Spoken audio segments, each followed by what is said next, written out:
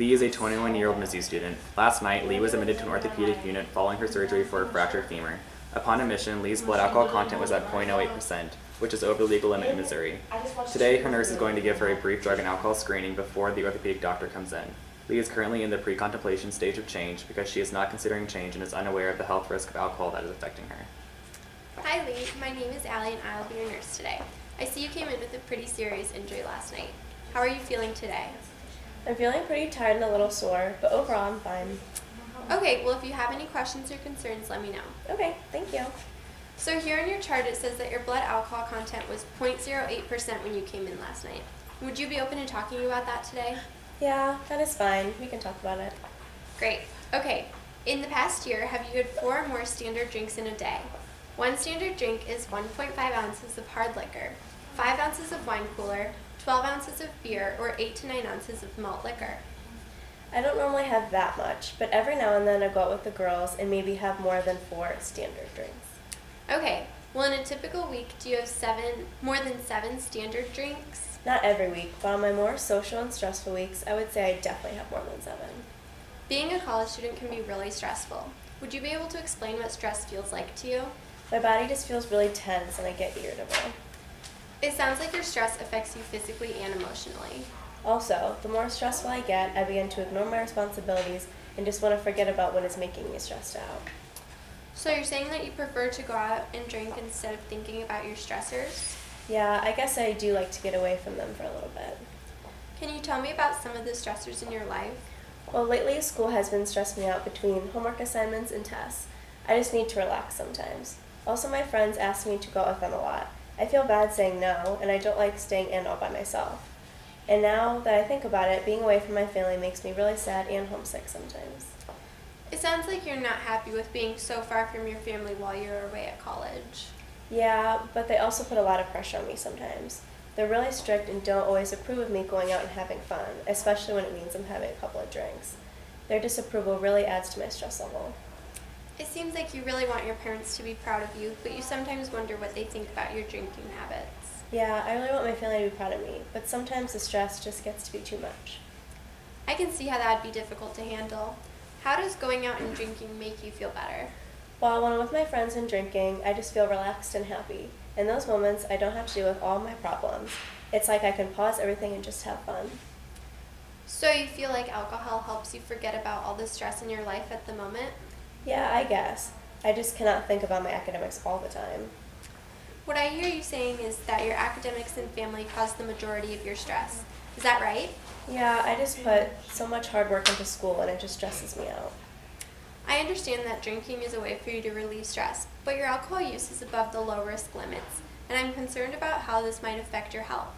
The low risk limit for women your age is no more than 3 drinks in a day or 7 drinks in a week. Okay, well, I am in college. I know it is hard to talk about your alcohol use.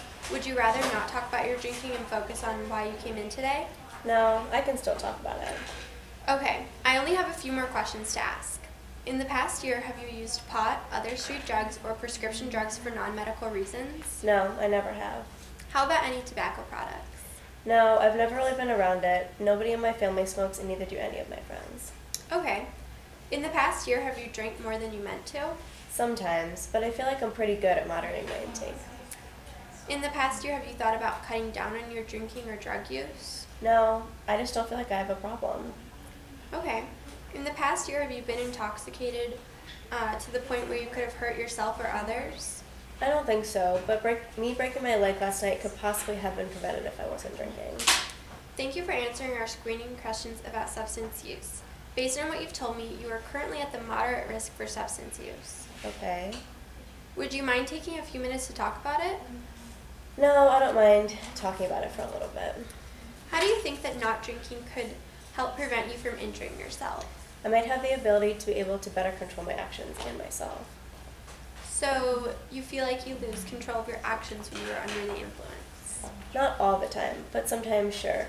Things can get a little bit out of control, where I'm not able to remember parts of the night.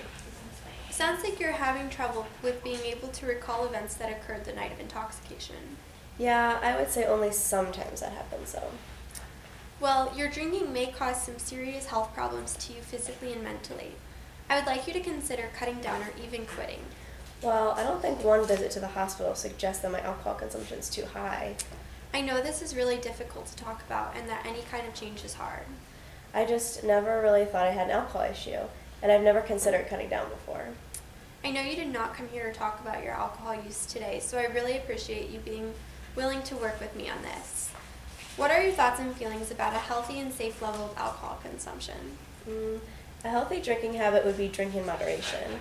I guess an unhealthy drinking habit would be going out every night and drinking more than 4 or 5 drinks a night. So you feel like going out and drinking more than the safe limit is an unhealthy habit? Yeah, but as I said before, I only drink more than that when I have a lot of social events or when I go out with friends who drink more than I do. So in other words, you're saying that your alcohol use is in a healthy and safe range? Yeah, that's exactly how I feel. Well, your drinking may cause some serious health problems to you physically and mentally. Well, you showed me that maybe my drinking habits may be somewhat unhealthy and high at times, but I'm in college and don't really know if I want to cut back or where I would even begin. It takes a lot of courage to talk about your alcohol use. On a scale of 1 to 10, how ready would you say you are to make a change about your alcohol usage? 1 being not very ready and 10 being ready to change. I would say I'm about a 3. You rated your readiness to a 3. Why not a 1 or a 2? Well, I understand that based on your charts, I am above the healthy drinking levels, but right now I don't see myself changing very much in my habits. I'm still in college and enjoy going out with my friends, but maybe after graduation I'd be more inclined to develop healthier drinking habits. I've now shared my concerns about the health risks, but whether or not you cut back your drinking is entirely up to you.